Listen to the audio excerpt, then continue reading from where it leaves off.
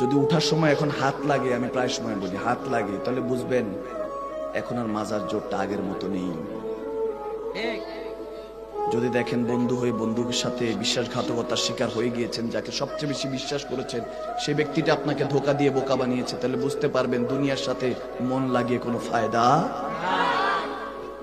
যদি দুই হাতে কোনো আপনজনকে কবরে রেখে আসেন, অন্ধকার চিরবিদয় দিয়ে রেখে আসেন মুসলমান, তাহলে আপনাকে আমি রিকোয়েস্ট করব ফিরে আসুন। দুই হাত দিয়ে একজনকে রেখে এসেছেন, তার মানে আপনাকেও কেউ না কেউ রেখে আসবে। যদি চিন্তা করেন এই ঠোঁট দিয়ে তো মায়ের দুধটা পান করেছি, কিন্তু এই মাকে এখন আর দেখা হয় না। যে মাকে দেখলে কবুল হজের সওয়াবটা আল্লাহ লিখে দেয়, যে বাবার কদম ছুঁয়ে সালাম করলে আল্লাহ জান্নাতের চাবিটা দিয়ে দিবে।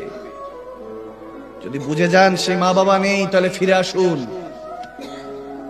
যদি মনে করেন সবচেয়ে যাকে বিশ্বাস করেছি, ট্রাস্ট করেছি, তার থেকেও ধোঁকা পেয়েছি, তাহলে ফিরে আসুন। দুনিয়ার সাথে ল লাগিয়ে কাউকে পাবেন না, দুই সব পর সব ধোঁকাবাজ।